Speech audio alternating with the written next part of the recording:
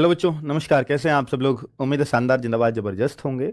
बच्चों, RPF constable ये भर्ती है और इसका बहुत इंतजार है हर बच्चे को कि सर इसका एग्ज़ाम कब होगा। 8 जनवरी एक संजीवनी सी लग रही थी हर बच्चे को, और वो 8 जनवरी तो भूल ही जाओ कि शायद अब जनवरी में चांस कम है। और फरवरी में इनके पास ऑप्शन नहीं है एग्ज़ाम कराने का, क्योंकि टीसीएस एग्ज़ाम कराएगी और पूरा फरवरी एसएससी जीडी का एग्ज़ाम चलने वाला है। तो अब मार्च मिलता है किसको? टीसीएस को। और मार्च के बाद अगर मैं बोलूं कि मार्च से लेट भी हो सकता है क्या एग्जाम, तो लेट इसलिए नहीं होगा क्योंकि फिर एसएससी के अपने और एग्जाम्स भी शुरू हो जाएंगे, डिपार्टमेंटल कहें।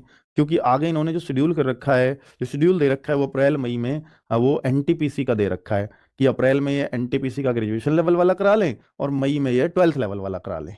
तो एनटीपीसी के 2 लेवल के होंगे, फिर उसके बाद ग्रुप डी और ये सब तो चलता रहेगा। ग्रुप डी कई महीने एग्जाम चलेगा।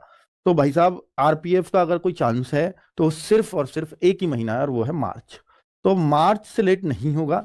आप ये कहो सर, आप तो ये भी कहते थे कि सर जनवरी में होगा। आप बिल्कुल कह सकते हो, मैं मानता था कि जनवरी में होगा एग्जाम। और बहुत सारे कारण हो सकते हैं, मुझे नहीं पता, क्योंकि जब तक कोई डेट पब्लिक नहीं हुई है तब तक उसमें चेंजेस हो सकते हैं और होते रहते हैं। और अगर बहुत सारे कारण हो सकते हैं, मैं वीडियो में डिटेल में बता चुका हूं कि ये बीच में 1 फरवरी का पूरा गैप आ रहा था, तो कुछ पेपर जनवरी में कराने पड़ रहे थे और कुछ फिर मार्च में ले जाने पड़ रहे थे। हो सकता है ये कैंसिलेशन या ये इस बात का बहुत ज़्यादा जिम्मेदार रहा हो ये बात कि फरवरी पूरा मिस कर रहे हैं हम लोग। और एक पेपर को या किसी एक भर्ती को 2 महीने लगातार तो किया जा सकता है, बट ऐसा नहीं कि एक महीने बीच में छोड़कर फिर उससे अगले महीने में किया गया हो। ऐसा किसी भर्ती के साथ शायद नहीं हुआ है। तो इसलिए भी ऐसा किया गया हो कि हो तो फिर लगातार हो, नहीं तो फिर बीच में गैप नहीं होना चाहिए जो हो रहा था। तो बहुत सारे कारण हो सकते हैं, मैं फिर बोल रहा हूं। मैं तो एक अंदाजा लगा रहा हूं। और भाई, अब ये मार्च से लेट नहीं होगा और नहीं होना चाहिए, क्योंकि उसके बाद बहुत सारे एग्जाम लगे हुए हैं। तो अब मार्च के लिए आप टारगेट लेके चलें ना चलें वो आप ही की कॉल है। बहुत सारे बच्चों को आपको में से एसएससी जीडी का भी एग्जाम देना है, बहुत सारे बच्चों को नहीं भी देना है, क्योंकि 165 सेंटीमीटर हाइट सिर्फ इसमें होती है, जीडी में नहीं होती है। बहुत सारे बच्चे केवल और केवल इसी पर डिपेंडेंट हैं। मैं उन्हीं बच्चों से बात करने आया हूं जो केवल आरपीएफ पर डिपेंडेंट हैं। वो अपने आप को तैयार करें और ये मान लें कि आपका एग्जाम 1 मार्च, 2 मार्च या मार्च के फर्स्ट वीक से स्टार्ट हो जाएगा। अगर आप ये नहीं मानते हैं तो फिर ये आप ही को नुकसान करेगी ये बात, क्योंकि आप ये मान लो कि आपको आज से 2 महीने हैं एग्जाम में, और 2 महीने आपको एक्स्ट्रा मिल गए, और अगर ये मिले हैं तो अब इनका फायदा उठा दीजिए। ये आप ही की कॉल है, ठीक है। मिनी मॉक मैं तभी लाऊंगा जब ऑफिशियली डेट डिक्लेयर हो जाएगी, और मैं ये मानता हूं कि ऑफिशियली डिक्लेयर 1 महीने पहले हो जाएगी एग्जाम से। और 1 महीने पहले हो जाएगी तो उसी दिन से मैं आपका मिनी मॉक स्टार्ट कर दूंगा। और मेरा कहने का मतलब यह है कि मुझे 1 महीने पहले ही आपके मिनी मॉक स्टार्ट करने हैं। और मैं यह देख रहा हूं कि या तो आपका रुझान मॉक पे भी बहुत ज्यादा होता, क्योंकि मैं ये मानता हूं कि देखो, मिनी मॉक में हमारी बहुत मेहनत होती है, वहां बहुत ज्यादा बच्चों का रुझान होगा तो हम तभी स्टार्ट करते हैं। यही कारण है कि 1 महीने पहले स्टार्ट करने का। आप कहोगे मैं इसे 6 महीने पहले कर दूं, मैं कर तो दूंगा, पर वो हमारी मेहनत वसूल नहीं होती उसमें, क्योंकि एक तो मैं फ्री दे रहा हूं, और फ्री भी दे रहा हूं तो फिर भी बहुत सारे बच्चों तक नहीं पहुंच रही वो बात। तो फिर मैं क्यों ही उस पर मेहनत करूं? ये बताओ, मेरा भी कुछ मोटिवेशन होना चाहिए ना।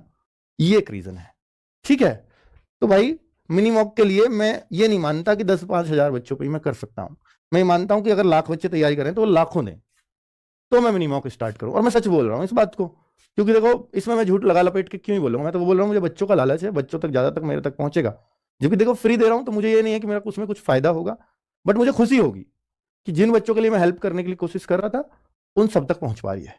ठीक है, बस ये कारण है और कुछ नहीं। मैं उन सब बच्चों से रिक्वेस्ट करता हूं कि जो मॉक टेस्ट नहीं दे रहे हैं अब तक, वो बच्चे, लास्ट में मुझे भी मालूम है कि जिस दिन डेट डिक्लेयर हो जाएगी उस दिन यहाँ 1 लाख बच्चा अटेम्प्ट भी कर रहा होगा। और 1 लाख तो मैं खैर इसमें यह भी नहीं मानता कि 1 लाख बच्चे इसमें सीरियस भी हैं। इसके सीरियस स्टूडेंट जो आरपीएफ पर ही डिपेंड है और आरपीएफ को ही सीरियस ले रहे हैं, वो मात्र 50,000 बच्चे हैं, मात्र 50,000। और 50,000 वो सारे नंबर आने के काबिल हैं, मतलब हर एक बच्चा उनमें फाइटर है। और उनमें से 42,000 बच्चे पास भी होंगे। किसके लिए? फिजिकल के लिए। वो सारे ही फाइटर हैं, तो इसलिए कट ऑफ तो वही हाई कर देंगे। और उनमें से कौन 8,000 बाहर होंगे? 42,000 में अगर आप आ गए और आपका फिजिकल स्ट्रांग है, मैं कहता हूं आरपीएफ की आपको नौकरी मिल जाएगी। तो आप 4200 वैकेंसी ना मान के चलें, इसकी 42,000 मान के चलें, क्योंकि जो भी फिजिकल उनमें से कर जाएगा वो सारे पास होंगे फाइनल। क्यों? क्योंकि मुझे पता है कि 100 में से 10 बच्चे पास ही नहीं होते फिजिकल। फिजिकल पास होते हैं, रेशियो जो आता है वहां 100 में से 6-7, ये रेशियो आता है, क्योंकि फिजिकल की डेट आती है अचानक और बच्चों को पता ही नहीं होता। और फिर रेशियो आता है 16 में से 17 में से 1 बच्चा पास होता है, यानी 100 में से 6-7 बच्चे। अब आप बताओ, तो ये मतलब ये मैं वो बोल रहा हूं जो प्रैक्टिकल है। आपको लग रहा होगा नहीं सर 100 में से 6-7 ही होंगे फिजिकल में। भाई जब आपका होगा, जब आपका होगा, सर आपकी बात याद है और बिल्कुल ऐसा ही है।